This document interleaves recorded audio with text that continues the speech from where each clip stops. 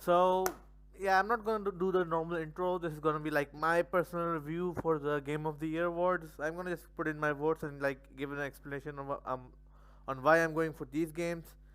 This isn't like some type of bot response to like, oh man, this game should deserve all of these awards. No, I'm just gonna like make it just so that it's gonna be my personal opinion from what I've seen from each game, and like how I feel where the each game lies. So I'm gonna be honest. If you guys agree or disagree, that's your choice. This is like what I think, how I feel about each game. So let's start off with like the Game of the Year award. So honestly, all of these games were great. I haven't seen Xenoblade, so I can't speak for it. Stray was good for like a beginner game. It wasn't that interesting, but it was fun. I guess it's a relaxing game. I wouldn't give it too much credit, but it was fun.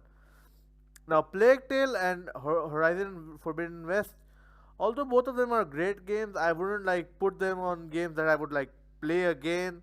Probably maybe I would play Horizon West again, but I wouldn't play like Plague Tale because there's no sense of like repeating them. There's no like sense of replayability except maybe in Horizon. But even though still these two like aren't that much of Game of the Year worthy awards. Now what lies here is Elden Ring and God of War. This is gonna be a little hard to set cause like both of these games did something special when they were introduced. They introduced new mechanics. They improved on what they had instead of like turning back on fans or like just using a garbage mechanic just to introduce in new fans. But in all honesty, both of them compete each other like fairly well. God of War has a better story. Elden Ring has a better world. God of War has a great combat, but that also belongs to Elden Ring as well. God of War has a great score system, score OST system, same as Elden Ring. But you know what? I think I'm gonna give it to Elden Ring, not because it's just good, because it came around at the time when gaming was like at its worst. I got an update for some reason. But I think Elden Ring came at the time when like gaming was at its worst. We had incomplete, insufficient, terrible games coming out like Call of Duty, Vanguard, Halo Infinite, and like Battlefield 2042. I think there were a few other games I can't remember correctly. But during that time, games were not like coming out complete, were broken, and like were terrible in general. But Elden Ring like coming out was like a fresh of breath air in gaming since it like took the market by score. Although I love God of War Ragnarok for the story and like the gameplay they used again, and like most of the stuff they had, like the environments, the realms were great. I still like Elden Ring more because of it had more like playtime, more story, and it had the availability of making your own story instead of like being handheld that hey you need to go over here. The whole thing about Elden Ring is that the story is based on how you want to play it, not by how the game wants you to play it. So yeah, I think I'm gonna give it to Elden Ring. It was God of War Ragnarok was a great game, but I still feel like Elden Ring felt the most enjoyable.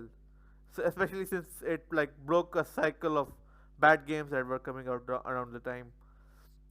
Best game direction for creative vision and innovation. All right. So I haven't played Immortality. I can't tell anything about that. Stray for like design. I'm not sure. Like, does that belong to Stray that much? Don't know about Stray. Or by Horizon Forbidden West again didn't feel anything special. It was a good game, but like the outstanding creative vision and innovation isn't that something I would add. It's again it falls between God of War and like Elden Ring. Like both of them had great designs. God of War, hell, they even changed out Alfheim and Muspelheim in the games. Who do I want? The game direction and design. It's hard to tell. Both of them are good games. To be honest, I think it's Elden Ring because like the game had a lot of like beautiful design. You could anyone could remember Caelid, the what's the name? Nokron City, that was like underneath the surface, the underground city, and then there was like that's capital. I forgot the capital name, but the first time you visit the capital in Elden Ring, it was beautiful. So it's kind of hard because both of these games like rocked out in like the game direction design. I think I still give it to Elden Ring because it had more like area. Especially if you guys like play Elden Ring, there's like a small village. The game won't name that village, but there's a small village where you'll find like hanging bodies and like limbs removed from those corpses, and it's like a pretty cool like small area. Like it's Elden Ring had a vibe of like being beautiful, terrifying, and outright creepy in some areas, especially like Linden Castle. I remember there was those hand things, that zombie gravity thing. Elden Ring had a like I think in terms of like design and creative vision, both of these games were amazing. But I feel like Elden Ring had more to show because it had a lot of different areas to show as compared to God of War. Best narrative. Okay, that there's no like actual like fight here. I like Elden Ring for like its story and that it allows you to tell your own story. But I still feel like God of War Ragnarok wins that because man, its story was really great, especially like that whole like how Kratos felt in the new game. Like he actually like felt like a father. He felt like he wanted to protect Atreus. He had a great way of like not letting his anger consume him in most of the time, and anything he said in the game always like felt like pure, like wise, like he knew from his mistakes. Especially like the line "Death can have me when it has earned it" is like a great line. But there's a few more that I don't think a lot of people give credit to. Uh, I know I just like God of War story, especially like it didn't any nothing in it felt cliche. Like even fighting Thor during like the final round, it just felt like hey, it just they didn't just go okay, let's be friends. There's actual wisdom from Kratos from seeing that Thor was acting just like him during the original trilogy. So I think that it went well. Even Atreus being like a little shit was not that much of a problem for me this time. I think, yeah, best narrative does belong to God of War Ragnarok, just because the story went, because of how beautiful it was, and the way that they actually like used the original Ragnarok lore was well done. Like most games would just make fun or change of on the like original lore or the mythology, but God of War Ragnarok actually like made sure that they would like keep it parallel to the mythology without like going full change from what their narrative is. So I think that deserves a lot of credit. Best art direction. Ooh, this is now a good choice.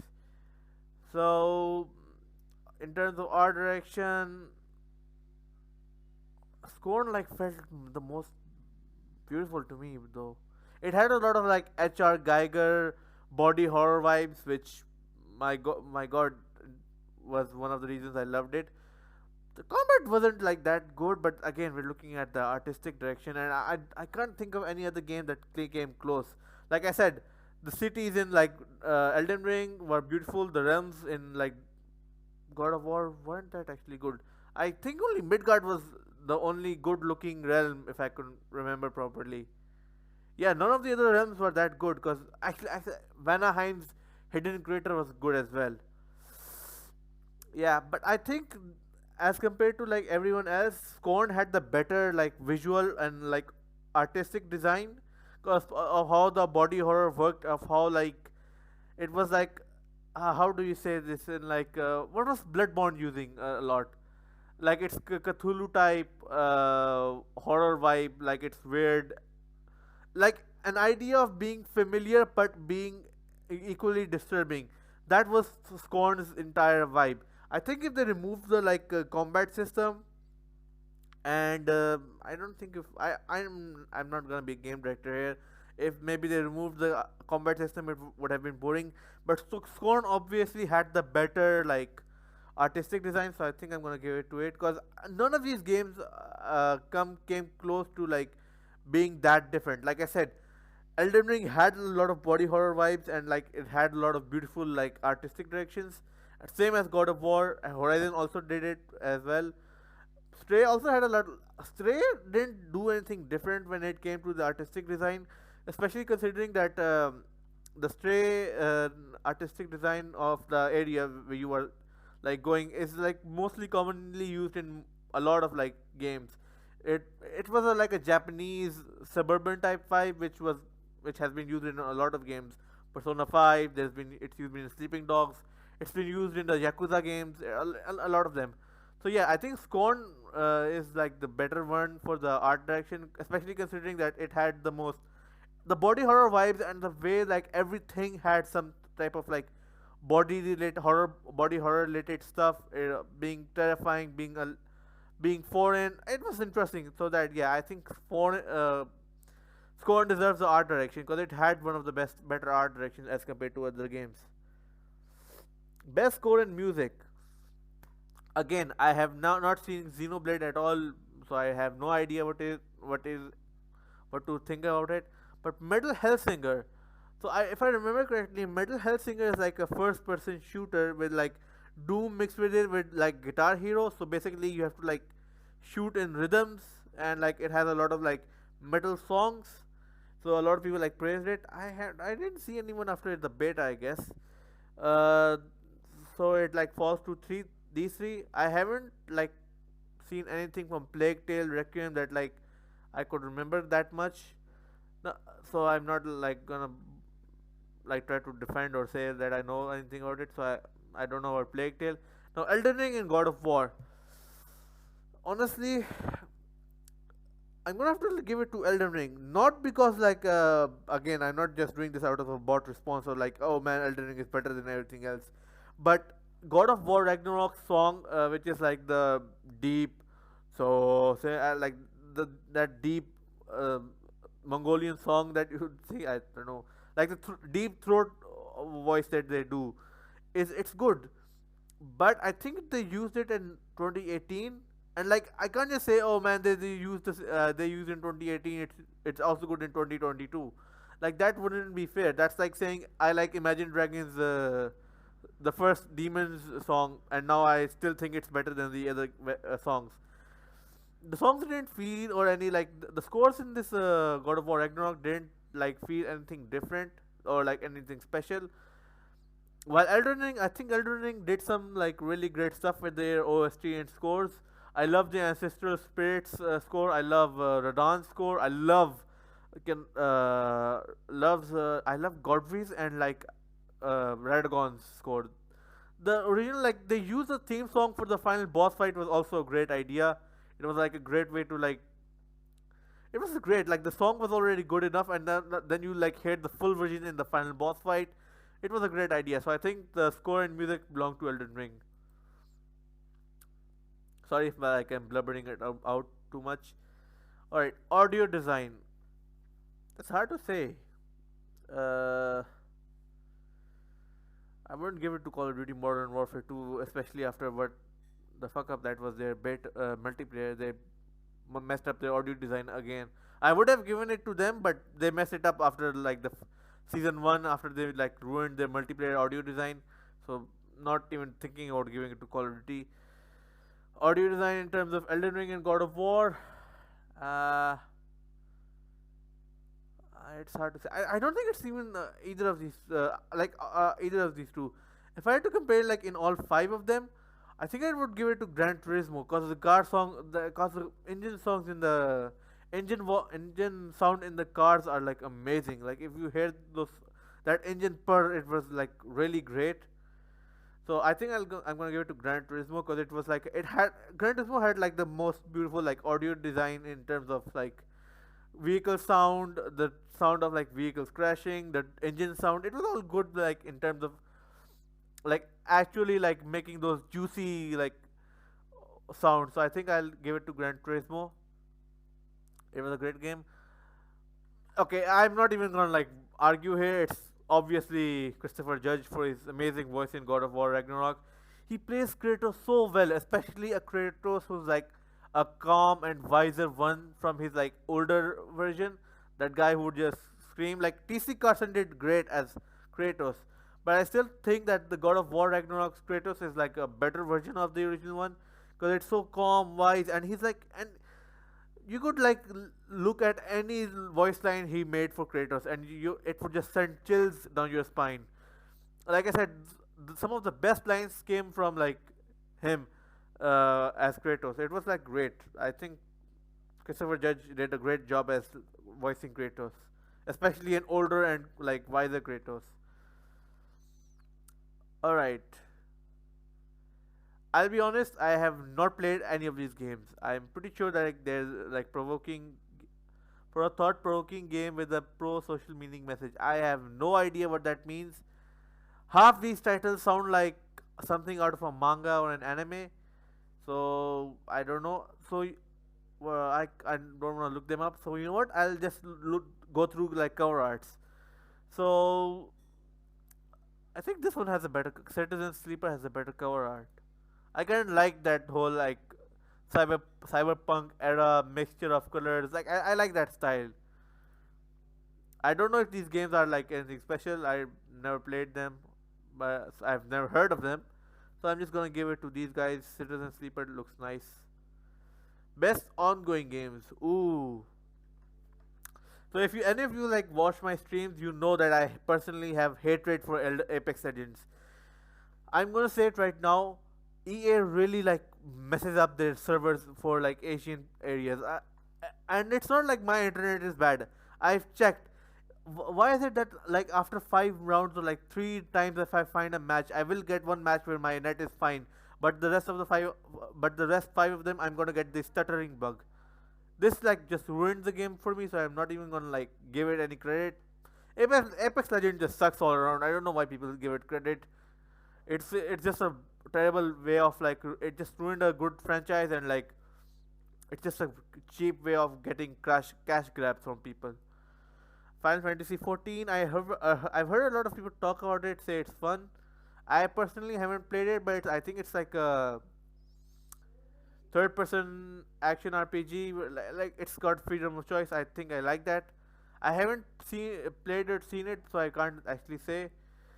Fortnite, I wouldn't even that give that game the time of day. That this game is basically fan service in a nutshell.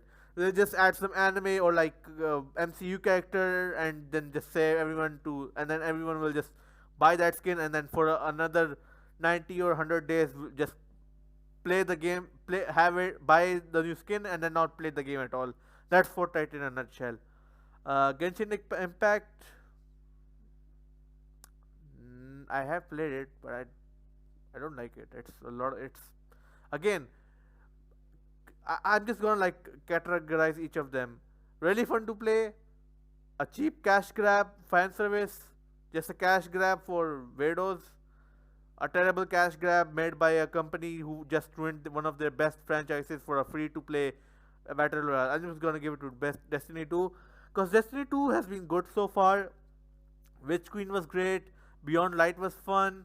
I know the first two DLCs weren't that great, the Wrath of Osiris and like another one I forget.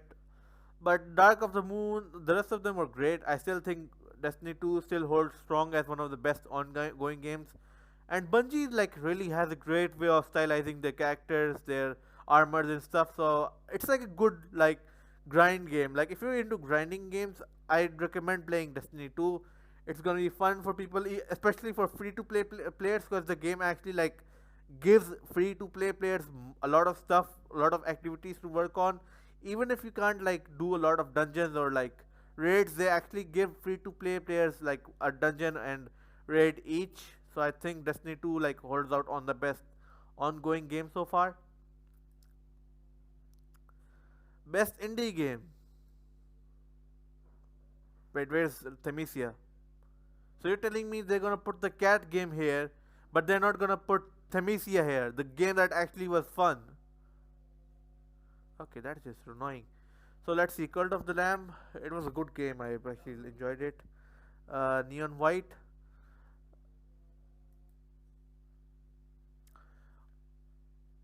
Well, I haven't played Neon White, so I don't know what to say about it. I have heard a lot of good things, but I haven't played it. Sifu was like one of the best indie games that came out for a while. It's like Dark Souls, but mixed with Sleeping Dogs combat, and it was fun. It was like challenging, and a lot of games nowadays just like to handhold people. But Sifu was great, especially like in terms of the combat. It felt smooth. The fighting actually like felt like there was weight to it. I don't know why Stray is getting best indie for it. I feel like Themisia or something like Shatterline should be here, or like Deep Rock Galactic. Why isn't that game here? Stray was good, but not that I would put it on the best indie. It was just fun to play. Tunic I haven't seen, so I have no idea what it is. To be honest, I think it belongs to Sifu because Sifu was really great. I know, remember a lot of people getting pissy about it because of how like no how tough it was to beat just the second boss. And when you tried to get the good endings, it was already a pain. All right, best mobile game. We have a category for that now. All right, Apex Legends mobiles. Another greedy crash grab. I'm not even gonna like look at it. Yeah, no one's gonna even. If people are actually like voting for Diablo Immortal, they're just brain dead. I'm not even gonna defend you guys. Genshin Impact. It was fun. I'm not gonna deny it that. Like even if you're like playing on the basic characters and are not brain dead enough to buy new characters just because they're a 5 star, it's really fun. I have no idea what the rest of these two are. I haven't played them at all. I'm just gonna give it to Genshin Impact because it's more fun. If you can like look away from the greedy cash grab 5 star rating stuff, you can actually like enjoy the game. It's a lot of fun. Best community support. I don't know about that. All of them suck. All of them are like cults in their own right. But I guess Destiny 2 wins that. Innovation and accessibility. Why is Last of Us 1 here? Why is Last of Us 1 here? Isn't that a remake? Are they really did? Okay, I don't want to talk about it, but is this is it me or are there a lot of PlayStation exclusives being allowed here this time? They're even using a remake of a remake in this time. I don't know who. Don't vote for this game, alright? Seriously, this game is like a third remake, and at this point, if someone votes for it, it's just telling the devs to be annoying or like play it safe and just reuse the same game over and over again. Next up, we're gonna be having like a remake of God of War Resident Evil 0 again, or like a remake of Resident Evil 2. We already have one. Now they're gonna say we're gonna make a remaster of that game. It just sucks. I like Last of Us Part 1 when it was like a remaster and like an original game, but now every time they make a Last of Us game, I'm just getting pissed off of how badly they're trying to ruin a good franchise. All right, accessibility. Which one of these had? I think God of War had a more accessibility because it was like easier to navigate your HUD and like tell what like, type of advantages each like equipment had and what was the difference. I think yeah, accessibility wise, God of War was really great. It was simple and it explained like in good ways on how like the comparison works, on how your stats and weapons work. Alright, we're halfway through. Best VR game. Bone Labs, definitely. Bone Labs was like one of those rare games that didn't like get a lot of hype when it came out, but it was still the best to play. Best action game, Bayonetta 3, obviously. It just sucks that they're stuck on like the Switch or like the Nintendo. I'm not sure what the console name is. I think it is a Switch, but the fact that they don't like put it out on like PCs or like consoles is annoying, especially knowing how fun the game is. I like the action in Bayonetta. Hack and slash games are always fun, so Bayonetta 3 takes that easily. Best action adventure.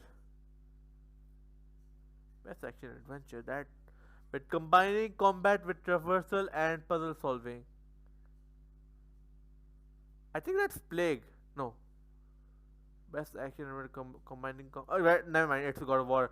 I forgot that God of War like had that had the new weapon system where like you could actually like, combo with some of your weapons. Like you could just you could use a runic attack from your Blades of Chaos, and then you could switch it to like your Frost Axe or your Dropney Spear.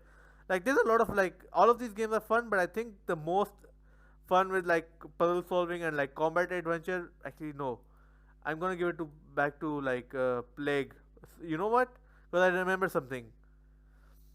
I looked at puzzle solving and it reminded me of how atrocious the AI is in God of War. Hey, brother, you're frozen. Brother, you're doing this. Brother, you're on fire. You have poison. I felt that. Brother, you should try freezing that. It's annoying. You don't need to like handhold players that much.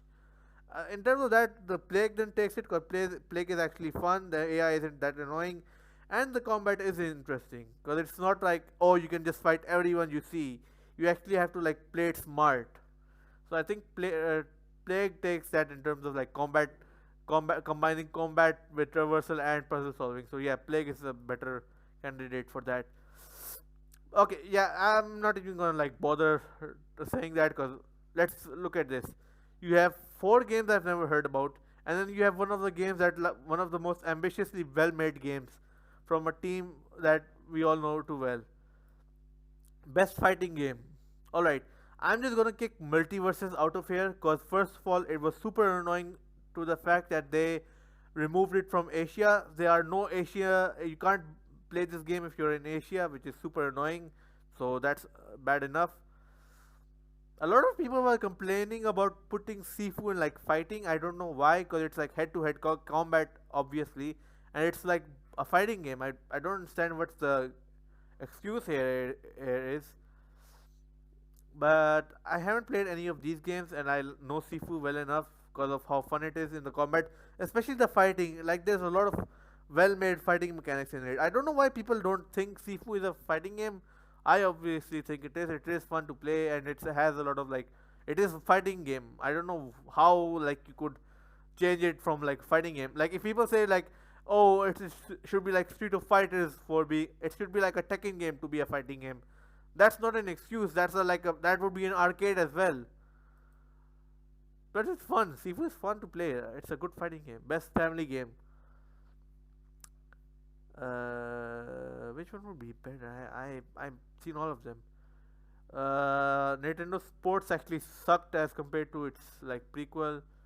Mario, I didn't see that much. I know it was good. Splatoon 3. I think Lego Star Wars was better. It's like really family friendly, and it's too easy on like players. But it is like a kids game, so I think it makes sense. So like in terms of like for a family, I think Lego Star Wars takes the cake. Best sim strategy game. All right, I have no idea about strategy games to be honest. So I'm just gonna like give it to Total Warhammer because that cover art looks so cool. So that alone just gets my vote. Best sports racing game. Uh, copy.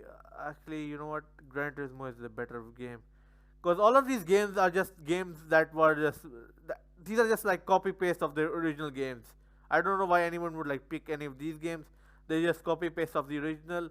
Oli Oli feels like Oli Oli World feels like a skateboarder game, but I like Gran Turismo because of the like visuals of the game. So I think that gives it advantage. All right, best multiplayer game. Well, they really didn't have a lot of options this year, did they?